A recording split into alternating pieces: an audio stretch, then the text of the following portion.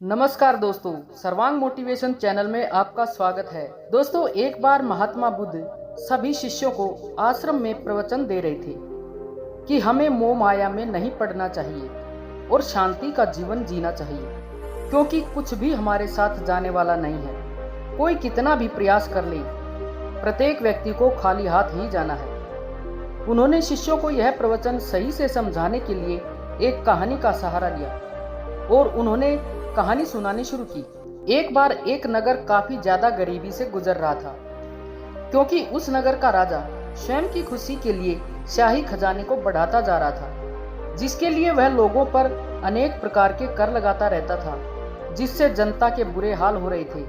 परंतु राजा को प्रजा से कोई भी मतलब नहीं था। वह बस किसी भी प्रकार से अपने शाही खजाने को डबल करना चाहता था। जनता के बुरे हाल थे और नगर में प्रशासन बुरी तरह से बिगड़ चुका था। नगर में बहुत ज्यादा चोरियां होने लगी थी, क्योंकि लोगों के पास रोजगार तो था नहीं और उन्हें पेट भरने के लिए चोरी करनी पड़ती थी। इस प्रकार नगर में रहना भी एक कठिन कार्य हो गया था। उस नगर के बाहर एक महान ज्ञानी तपस्या किया करता था, जिसका लोग बहुत ही ज्यादा आदर करते थे। वह लोगों को उनके दुखों से निवारण दिलाता था, क्योंकि उनके शब्दों में वह जादू था जो किसी भी व्यक्ति के दुखों को समाप्त कर सकता था। राजा, जो कि बहुत ही ज्यादा लालची था, उसे जब उस ज्ञानी के बारे में पता चला तो राजा ने मन बनाया कि मैं ज्ञानी से पूछ लेता हूँ कि शाही खजाने को जल्दी से डबल करने का क्या उपाय है। उसने शाही मंत्री को ज्ञानी के पास भेजा और महल में ज्ञानी को आने का आमंत्रण दिया।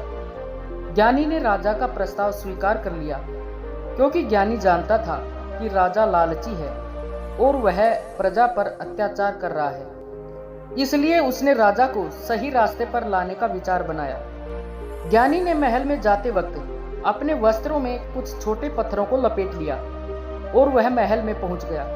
जब ज्ञानी ने राजा को प्रणाम करने के लिए हाथ जोड़े, तब उसके वस्त्रों से वे छोटे छोटे पत्थर गिर गए, जिन्हें देखकर महल में सभी हैरान हो गए, क्योंकि इतने सारे पत्थर कोई भूल से तो ला नहीं सकता, मतलब कि ज्ञानी उन्हें जानबूझकर लेकर आया है। राजा ने उसकी वजह पूछने का उत्साह दिखाया और उस ज्ञानी से पूछा कि आप इन पत्थरों को क्यों लेकर आए हैं, क्या ये कोई मूल्यवान पत्थर हैं? ज्ञानी ने कहा कि मैं एक संत हूँ, मेरे लिए मोह माया जैसी कोई भी चीज अस्तित्व में नहीं है, परंतु ये पत्थर मेरा धन है, जिन्हें मैंने जिंदगी भर संभाल के रखा है। अब जब मैं मर जाऊंगा तो मैं जाकर ये पत्थर ईश्वर को भेंट करूंगा।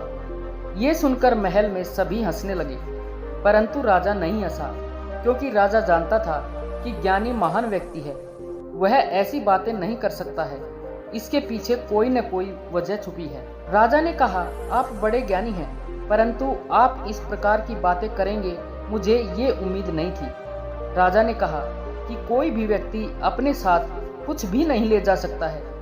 प्रत्येक व्यक्ति दुनिया में खाली हाथ आता है और खाली हाथ ही जाएगा। ये आपकी गलत सोच है कि आप ये पत्थर ईश्वर को भेंट करेंगे।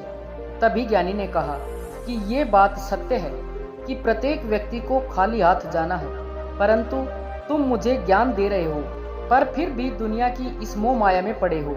तुम जानते हो कि हमें खाली हाथ जाना है, फिर भी अपनी प्रजा पर जुल्म कर रहे हो और उन पर कर लगाकर उन्हें मरने के लिए छोड़ रहे हो। ऐसा करना सबसे बड़ा गुनाह है। तुम अपने स्वार्थ के लिए गरीब लाचार लोगों पर जुल्म कर रहे हो। राजा को भी समझ में आ गया कि वह लालच के कारण अहंकारी हो गया था और वह सभी के दुखों को भूल गया था, जबकि उसे दुनिया से खाली हाथ ही जाना है। ज्ञानी ने राजा को अपने तरीके से समझाया और इस प्रकार राजा को समझ में भी आ गया और वह राज्य धीरे धीरे खुशी की ओर बढ़ने लगा। तभी गौतम बुद्ध ने कहानी खत्म करते हुए कहा कि लालच व्यक्ति को जीवन के ज्ञान और सुख से वंचित करता है और उसे आगे नहीं बढ़ने देता। इसलिए हमें सदा लालच से बचने का प्रयास करना चाहिए। लालच कभी ना खत्म होने वाली बीमारी है और इसका कोई अंत नहीं है, परंतु इस पर नियंत्रण पाया जा सकता है। लालच को त्याग देना ही मानव की वृद्धि का मूल उपाय है। दोस्तों, आशा है इस कहानी से आपको एक अच्छी सीख मिली होगी। कृपया अपने सुझाव कमेंट में अवश्य बताएं और अगर कहानी अच्छी लगी हो तो वीडियो को लाइक व शेयर करें और चैनल को सब्सक्राइब करना ना भूलें। धन्यवाद। नमो बुद्धाय।